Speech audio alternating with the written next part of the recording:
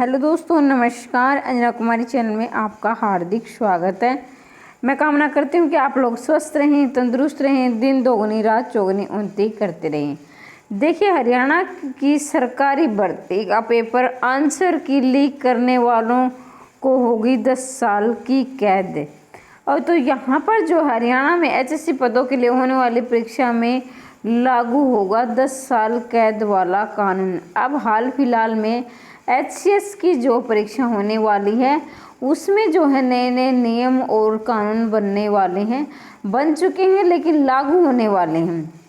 इसके बारे में हम चर्चा करें उससे पहले आप चैनल को सब्सक्राइब अवश्य कर लें और वीडियो को लाइक करें, शेयर करें और अपने दोस्तों तक अवश्य शेयर करें ताकि ज़्यादा से ज़्यादा कैंडिडेट इसका फ़ायदा उठा सके। तो यहाँ पर मैं इसको थोड़ा जूम कर देती हूँ ताकि आप भी अपने हिसाब से अपनी मर्ज़ी से इसको पढ़ सकें। देखिए, यहाँ पर चंडीगढ़ 9 सितंबर हरियाणा में आगामी, यानी ये 9 सितंबर को न्यूज़ आई है और ये हरियाणा में आगामी 12 सितंबर को होने वाली, जो 12 सितंबर को जो पेपर होगा एचसीएस के पदों का, वहाँ पर जो लिखित परीक्षा होगी इसमें जो है लीक कानून हो जाएगा।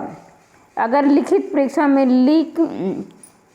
पेपर लीक कानून लागू हो जाएगा, 10 साल तक की सजा का होगा प्रावधान।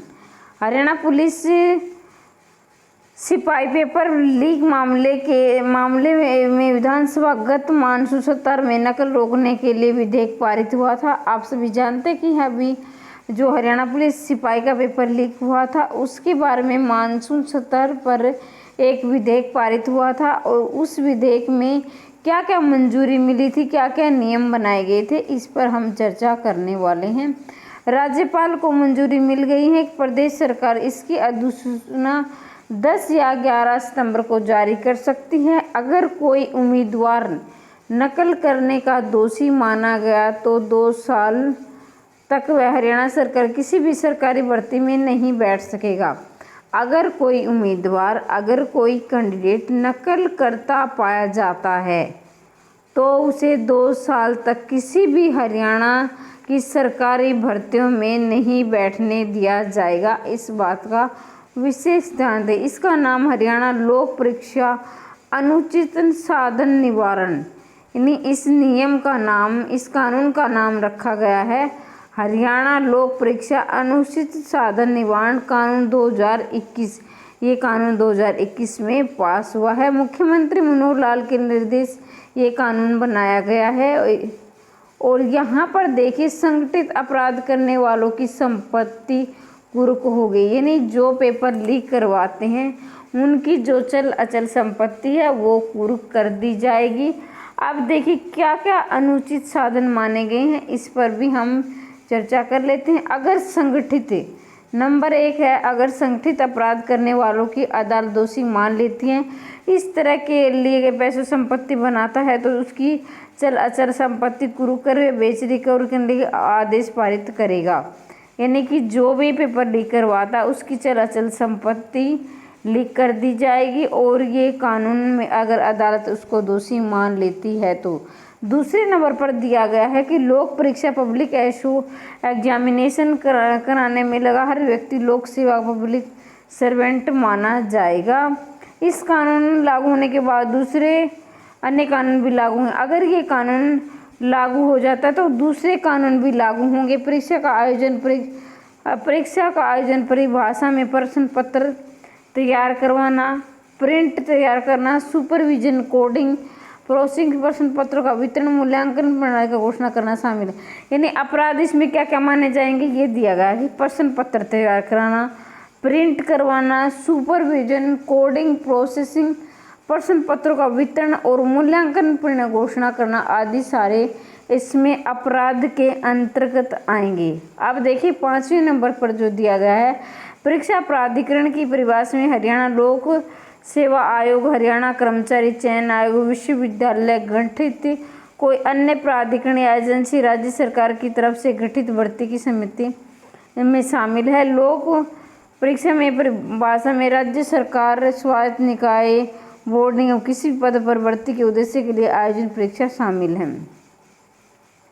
यहाँ पर इसे माना गया अनुचित साधन, जो भी जैसे फोटोस्टेट है या रिकॉर्डिंग है या प्रिंटेड है या फिर कि कोई पेपर लीक करवाना है, नकल करना आदि जो है ये सारे अपराध के अंतर्गत माने जाएंगे।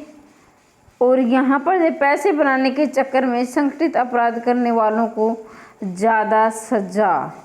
अगर गिरोह बनाकर पेपर आंसर की लीक करता है या उल्लंघन करता है तो दोषी पाए जाने के लिए कम से कम 7 साल की सज़ा होगी।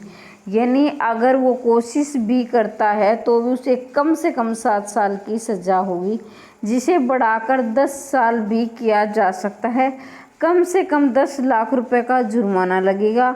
अगर परीक्षा ड्यूटी से संबंधित कोई कर्मचारी अधिकारी इस कानून के उल्लंघन करता पाया गया तो उसे 7 साल तक कैद की सजा दी जा सकती है। जुर्माना राशि 1 लाख रुपए से 3 लाख रुपए तक होगी। अगर कोई उम्मीदवार इस कानून की उल्लंघन करता है तो यानी किसी बाहरी व्यक्ति किसी लिखित मैटर पर्ची रिकॉर्ड की हुई है, प्रिंटेड है, अधिकृत इलेक्ट्रॉनिक है या मैकेनिक उपकरण है या गैजेट या अन्य की मदद करता है, वो अनुचित साधन का किसी भी अनुचित साधन का प्रयोगकर्ता पकड़ा जाता है तो ऐसे उम्मीदवार को अधिकतम 2 साल तक की सजा का प्रावधान है। 5,000 रुपये जुर्माना लगेगा। अगर कोई भी व्यक्ति सुपरवाइजर इंस्पेक्शन की टीम के व्यक्ति को धमकी देता है, यानी ड्यूटी वाले को जो वहाँ पर जो धमकी देता है तो उसे भी 2 साल की सज़ा होगी और 5,000 रुपये का जुर्माना होगा।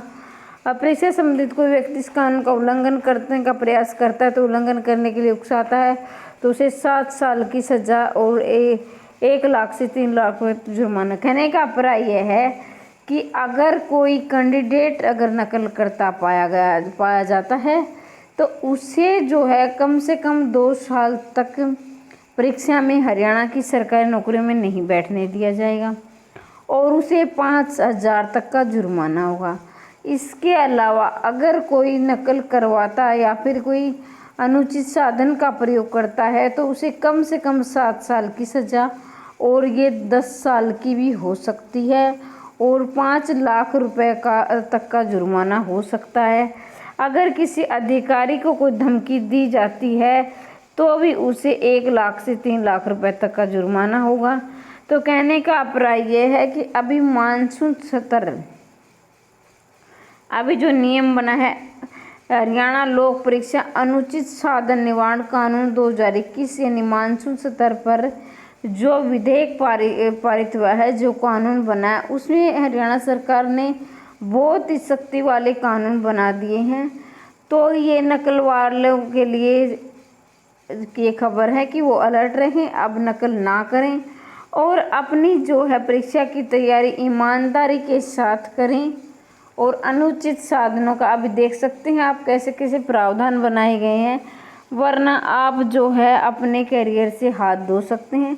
बाकी जो पढ़ने वाले बच्चे हैं, जो मेहनत करने वाले बच्चे हैं, उन सब के लिए अच्छी खासी न्यूज़ है क्योंकि अब जो है उनकी टैलेंट, उनकी योग्यता काम आने वाली है। और वो जो भी अब जो पढ़ने वाले बच्चे रह जाते थे और नकल करने वाले अपने कैरियर बना ले जाते थे तो उन सब पढ़ने वालों के लिए गुड न्यूज़ है क्योंकि अब उन्हें दोबारा अच्छा मौका मिलेगा और वो अपना अच्छा खासा कैरियर बना सकते हैं। तो HCS की जो 12 सितंबर को जो परीक्षा होने वाली है उन सब के लिए है कि वो अपने ऐसे दुरुपयोग साधनों या अनुचित साधनों का प्रयोग ना करें और अपनी तैयारी के अनुसार पेपर दें। बाकी जिनका HCS का एग्ज़ाम है उनके लिए बेस्ट ऑफ लक, उनका सिलेक्शन श्योर हो ऐसी मैं कामना करती हूँ।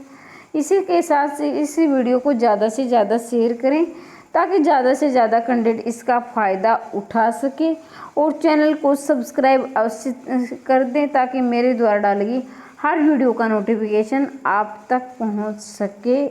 वीडियो देखने के लिए धन्यवाद।